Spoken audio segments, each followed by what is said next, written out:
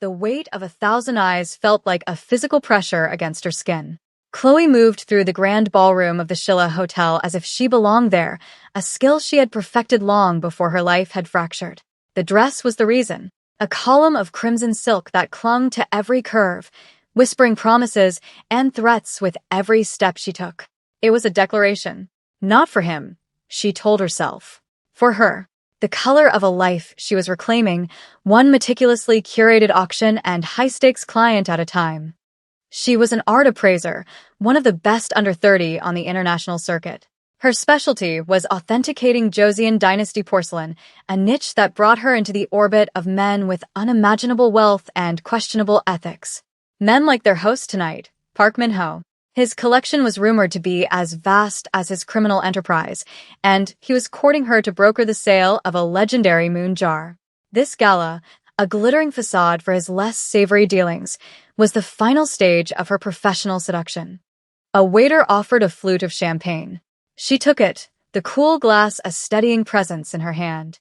Her gaze swept the room, cataloging the power players, the political puppets, the beautiful women who were both assets and liabilities. The air was thick with the scent of lilies and ambition. She was so focused on her target, on maintaining the serene, untouchable mask of Chloe Williams, appraiser extraordinaire, that she didn't feel the shift in the room's atmosphere until it was too late. The ambient chatter didn't just quiet. It was sliced clean through. A sudden, sharp vacuum of sound that made the hairs on her arms stand on end. That is when she made the mistake of looking up. Across the expanse of marble and silk, he stood near the entrance. Kvontayon. He wasn't supposed to be here. This was Park's territory, a den of his sworn enemy. To appear here was not a power play. It was a declaration of war. But he didn't look like a man preparing for battle. He looked like a man who had just been shot. He was frozen, his entire being focused on her. The suit was brioni, a shade of charcoal so dark it was almost black, tailored with surgical precision. But she wasn't looking at the suit. She was looking at his hands. The hands that had once been so gentle with her, tracing the line of her spine, were now clenched into white-knuckled fists at his sides. His eyes, usually a cold, calculating obsidian, were black holes of raw, undiluted fury. And it was all for her, for the dress. Her heart hammered against her ribs, a frantic bird trapped in a cage of her own making. She had worn it to feel powerful, to erase the memory of being his. Instead, it had become a beacon, summoning the one man and soul she had spent the last 6 months trying to escape. Then, a smooth voice slid into the silence beside her. An unexpected guest, it seems, Park Min-ho materialized at her elbow, his smile as polished and predatory as the diamond pinky ring he wore. It seems my celebration has attracted royalty from the wrong side of the river. His hand settled on the small of her back, a gesture of proprietary ownership that was meant for an audience of one. Tayon. Park leaned in, his breath a foul mix of expensive whiskey and corruption. You, my dear, are causing quite the international incident. Chloe wanted to pull away, to shrug off the possessive weight of his hand, but she was pinned by Taejun's gaze. He started moving. He didn't rush. He moved like the room owed him space, like the air itself parted for him. The crowd melted away from his path, a silent, fearful testament to his reputation. He wasn't armed. She knew he wouldn't be, not here. His power wasn't in the weapons his men carried. It was in the absolute, unnerving stillness that preceded his violence. He stopped a foot from them. He didn't acknowledge Park, didn't even glance at him. His eyes were locked on Chloe. The fury was still there, but underneath it was something else. Something fractured and raw that she had only seen once before. You, Taejun said, his voice a low, dangerous rumble that cut through the silence. Are coming with me. It was not a request. It was a statement of fact, as undeniable as gravity. Park chuckled, a wet, unpleasant sound. I'm afraid the lady is with me. She's my guest of honor. He squeezed her back, a subtle assertion of his claim. Taejun's eyes flickered to Park's hand on her back, and the temperature in the room dropped 10 degrees. Remove your hand, he said, his voice soft, almost conversational. Or, I will remove it for you. Before Park could respond, The staccato pop-pop-pop of suppressed gunfire erupted from the hallway outside the ballroom. Screams tore through the air. Chaos bloomed as guests dove for cover. Park's attention snapped toward the sound, his bodyguards swarming him. That was the only opening Taejun needed. In the ensuing panic, he closed the distance between them. His hand clamped around her wrist, his grip like steel. He didn't yank her. He pulled her into his body, using his larger frame to shield her as he moved toward a service exit. She should have fought. She should have screamed. But the moment his skin touched hers, a treacherous sense of familiarity washed over her. The scent of him, cedarwood, smoke, and cold, hard power, was an anchor in the chaos. She recognized the look in Park's eyes as something far more dangerous than the familiar storm in Taejun's. She didn't fight. She ran with him. They plunged into the sterile, fluorescent-lit corridors of the hotel's back halls. The sounds of the gala, the screams, the music, the gunfire, faded behind them. They emerged into a private underground garage. A black Genesis G90, sleek and menacing as a panther, idled silently, the driver already holding the back door open. He pushed her inside and slid in after her, the door closing with a heavy, final thud. The car peeled out of the garage, tires squealing on the polished concrete before hitting the wet streets of Seoul. The city lights smeared past the tinted windows. He hadn't said a word since the ballroom. The rage rolled off him in palpable waves, filling the confined space of the car until she could barely breathe. She smoothed down the silk of her dress, her hands trembling. "Where are you taking me?" she finally asked, her voice steadier than she felt. He turned his head, and in the flashing neon glow, she saw his jaw was clenched, so tight a muscle jumped. "Somewhere Park can't find you," his voice was flat, devoid of all emotion now. That was always more terrifying than the anger. "You made a mistake tonight, Chloe. A stupid, reckless mistake. You have no idea what you just walked into." The car sped across the Mapo Bridge, the dark, churning waters of the Han River below. She felt a cold dread seep into her bones. He was right. She had walked back into his world, and this time, she had a terrible feeling she wouldn't be able to walk out again. The penthouse was a place she'd never been, a sterile eagle's nest of glass and steel overlooking the river. It was nothing like the traditional, warm hammock in Buckshin where they had spent their time together. This place was cold, impersonal, less a home, and more a fortress. It was his. Every sharp line, every shadow, every piece of minimalist furniture screamed his name. "You will stay here," Taejun said, standing by the floor-to-ceiling windows, his back to her. The city lights glittered below, a sprawling galaxy he considered his. "My men will be outside the door. You will not leave. You will not contact anyone. Is that understood?" "You can't do this," Chloe said, her voice rising. The shock was wearing off, replaced by a hot surge of anger. "You can't just kidnap me and lock me away. I have a life, a career." He turned slowly, his face an unreadable mask. "Your career is what put you in a room with Park Min-ho. Your life is what I just saved. He saw you with me, Chloe. He saw you leave with me." To him, you are now a piece on the board. My piece. He will come for you to get to me. This isn't a prison. It's the only place you're safe." He wasn't protecting her. He was containing a liability. The distinction was sharp and painful.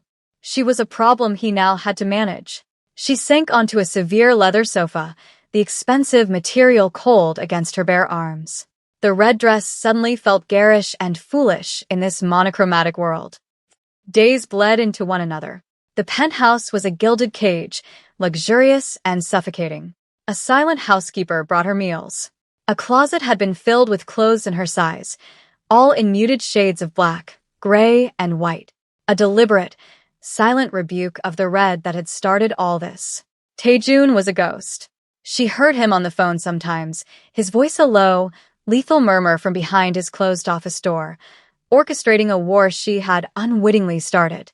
One night, unable to sleep, she wandered into the main living area. The city below was a quiet, sleeping giant.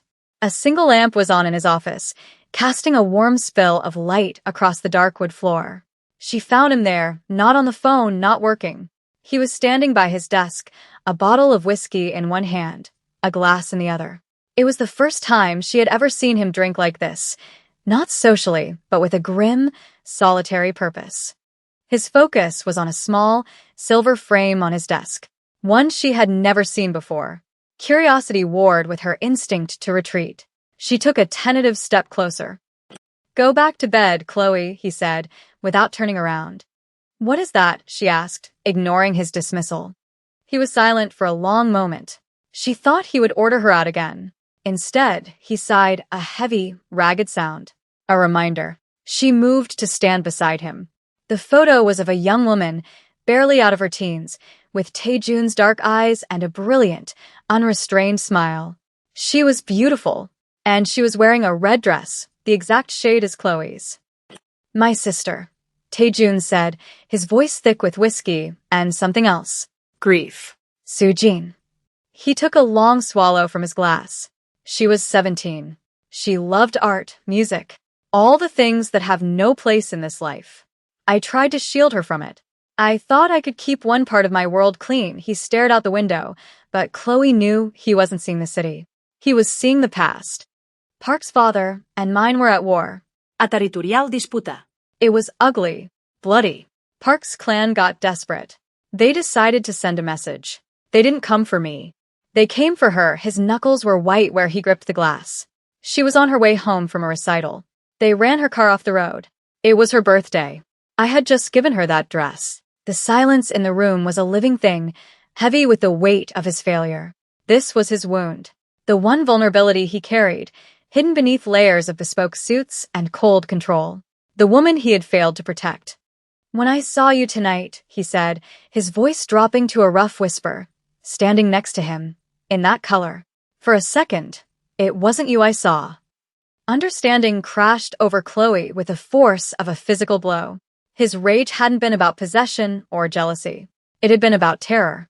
He was seeing a ghost, reliving his greatest failure. Her choice of dress had inadvertently twisted the knife in a wound he'd been carrying for a decade. The next day, the danger escalated. One of Taejun's lieutenants, a man named Choi, reported that Park's men had been spotted in the neighborhood, watching the building. The cage was no longer theoretical. The wolves were circling. Taejun became a phantom of coiled tension, constantly pacing, the lethal energy barely contained beneath his skin. He spent hours in his office, mapping out building schematics, planning for a siege. An opportunity arose in the form of the housekeeper, an older woman with kind eyes. One afternoon, while delivering a tray of tea, she slipped a piece of paper into Chloe's hand. It was a note. "Service elevator. Midnight. I can get you out." It was a lifeline, a chance to run, to disappear before the inevitable violence erupted. Chloe spent hours staring at the note. Her old life called to her, a life of quiet galleries, dusty books, and the satisfying click of a deal well made. But then she thought of the look on Taejun's face when he spoke of Sujin. She thought of Park Min-ho's oily smile and the deadness in his eyes. Running now wouldn't make her safe. It would just make her alone. And it would leave Taejun fighting a war on two fronts, one against Park and one against the ghost she had resurrected. At midnight, she didn't go to the service elevator. She went to his office. He was bent over a large blueprint of the building, a red marker in his hand. He didn't look up when she entered. "I told you to stay in your room. I had a chance to leave," she said, her voice clear and steady. "I didn't take it." That made him look up. Surprise flickered in his dark eyes. "They're coming for you because of me," she continued, walking toward the desk. "Because he thinks I'm yours. So stop treating me like a liability you have to hide. Tell me how I can help." He stared at her, his expression unreadable. He seemed to be weighing her, measuring her resolve. Finally, he gave a curt nod toward the blueprint. "Park's men will most likely try to breach from the east stairwell or the parking garage. The most vulnerable point is here," he said, tapping a spot on the map. He pulled her closer, his body brushing against hers as he pointed to a service corridor. "If they get past the lobby guards, this is our only way out." His fingers grazed hers as he handed her the marker. The contact was brief, electric.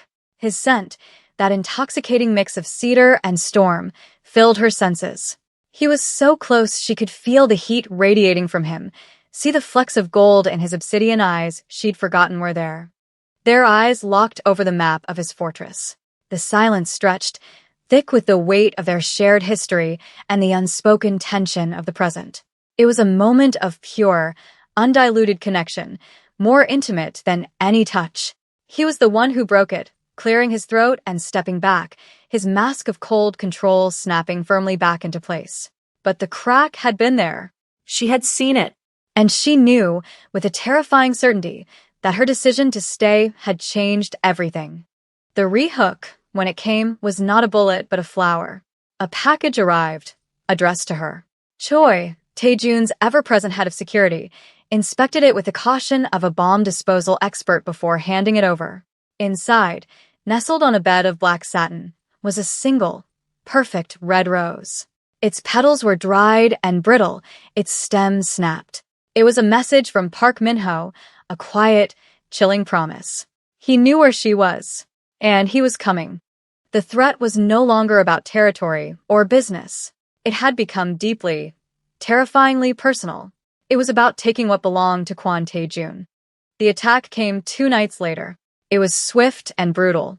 Not a subtle infiltration, but a frontal assault. Alarms blared through the penthouse, a shrill, piercing scream that vibrated through the floor. Choi's voice crackled over an intercom, sharp and urgent. They're in the lobby. 5.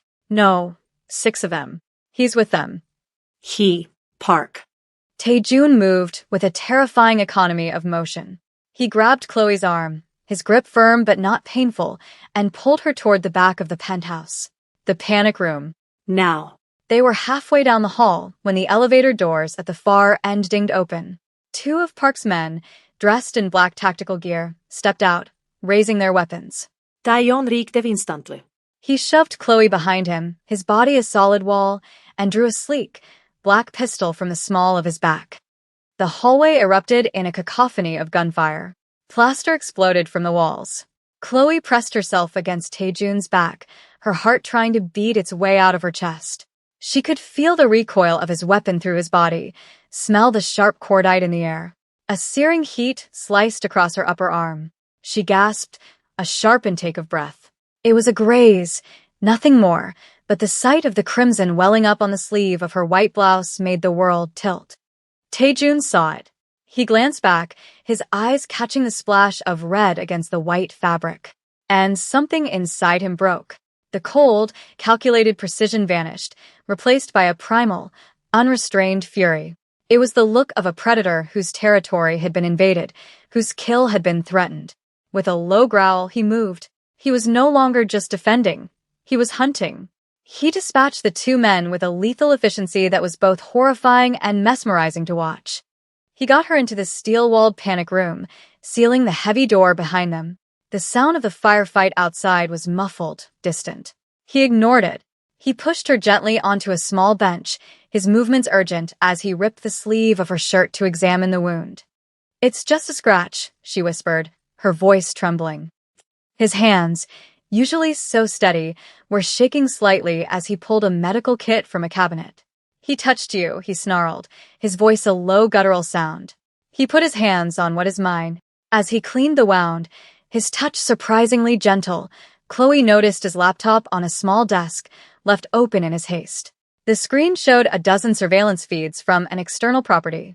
She recognized it instantly from her research, Park Min-ho's private mansion in Pyeongchang-dong. An idea, reckless and dangerous, sparked in her mind. "He has a gallery," she said, her voice gaining strength. "A private one. He keeps his most valuable pieces there. He spends an hour there every morning, from 7 to 8. Alone. No guards. It's his ritual." Taejun stopped dabbing her arm, his eyes lifting to meet hers. "His security is focused on the perimeter," she continued, the words tumbling out. "But the gallery itself has a weakness. A skylight. Old, from the original construction. It's not wired into the main alarm system." She had discovered it during her due diligence, a minor architectural flaw she had noted and dismissed. Now it was a weapon. She was no longer just a victim of this war. She was giving him the key to ending it. She had crossed a line, from the world of authenticated porcelain to the world of tactical weaknesses and violent retribution. And she couldn't bring herself to regret it. Later, after Choi had given the all-clear, they stood on the balcony. The city was a glittering, indifferent witness below. The adrenaline had faded, leaving a hollow exhaustion in its wake. "Why did you wear that dress?" Taejun asked, his voice rough. He wasn't looking at her, but at the sprawling darkness. She didn't pretend not to understand. "It was never about you, Taejun. Not really. After I left, I felt like a ghost. I needed to feel real. That dress. It was the color of being alive, of being free from the shadows." He was silent for a long time. Then he turned to face her, his expression stripped bare in the moonlight. "When I saw you," he began, his voice barely a whisper, raw and honest, standing next to him, in that color, I didn't feel rage. I felt fear. He took a step closer, close enough for her to feel the warmth of his body. For the first time in 10 years, I was afraid. Afraid of losing something I had no right to claim in the first place. It wasn't a declaration of love. It was something far more dangerous. A confession. An admission of a weakness she had become. Before she could process it, before she could find the words to respond, his phone buzzed. It was a message from an unknown number. He opened it. His body went rigid. He turned the screen toward her. It was a video. A live feed. Chloe recognized her own apartment, the one she had left behind 6 months ago. Her best friend, Sarah, was tied to a chair in the middle of the living room. A man held a gun to her head. Park Min-ho stepped into the frame, his slick smile turning her stomach to ice. "A trade, Kwon Tae-jun," Park's voice oozed from the phone's speaker. "The appraiser for the friend. You have 1 hour. Come alone."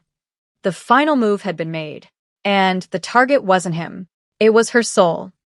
Tae-jun was a storm of controlled violence. He was strapping on a Kevlar vest, checking the magazine of his pistol, his movements sharp, economical, and suicidal. He was preparing to walk into Park's trap, a one-man army against a fortified mansion. "Don't," Chloe said, stepping in front of the door, blocking his path. "You go in there, you both die. This isn't a fight you can win with force." "Get out of my way," Chloe, his voice was deadly calm, the eye of the hurricane. "No," she stood her ground, meeting his furious gaze. "He's expecting a soldier. He's not expecting an art dealer." A plan, insane and born of desperation, was taking shape in her mind. "He wants me, so let him have me. But we do it on my terms." She took his phone. Her fingers flew across the screen, typing a message to Park. "I'll come, but not there. The GAN Gallery. The new Lee Yufan exhibit is opening tonight. It's neutral ground. Public. You want me, you come get me in the open." Tae-jun stared at her as if she had lost her mind. "He'll never agree." "Yes, he will," Chloe said, her voice filled with a certainty she didn't feel. "His ego won't let him refuse. Taking me from your fortress is one thing. Taking me in public right under your nose? That's a victory he can't resist." To her shock, Park agreed. An hour later, Chloe was walking into the pristine, white-walled gallery. She wasn't wearing red. She was dressed in a simple, elegant black dress, a lamb walking to the slaughter. But this lamb had teeth. A tiny, nearly invisible wire was taped to her skin, the receiver in Tae-jun's ear as he and his men, disguised as wealthy art patrons, melted into the crowd. She saw Park standing by a massive canvas of swirling gray paint. Sarah was nowhere in sight. He smiled when he saw her, a conqueror's smile. "Bold," he said, gesturing to the art around them. "I'm impressed." "Where is she?" Chloe demanded, keeping her voice steady, her eyes scanning the room, feeding details to Tae-jun. 2 men, east exit. 1 by the bar. Park is armed, right hip. "My dear, business before pleasure," Park murmured, stepping closer. "First, you will come with me. Quietly. Then your friend will be released." He reached for her arm. This was it, the signal. But instead of letting Tae-jun's men move, Chloe acted.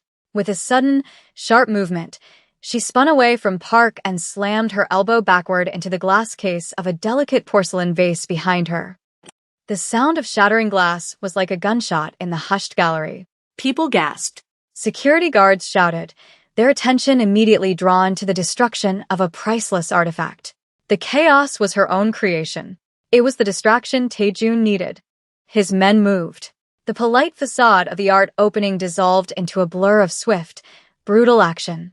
In the ensuing pandemonium, Chloe saw one of Park's men dragging a terrified Sarah from a back room. He was pulling her toward a fire exit. Taejun was occupied with Park. No one was going to save Sarah, but her. Chloe grabbed a large, sharp shard of the broken porcelain from the floor. Without a second's hesitation, she ran at the man holding her friend and drove the shard deep into his thigh. He howled, his grip on Sarah loosening. Chloe grabbed her friend's hand and pulled her toward the safety of the swarming gallery security. She didn't wait to be rescued. She had saved them herself.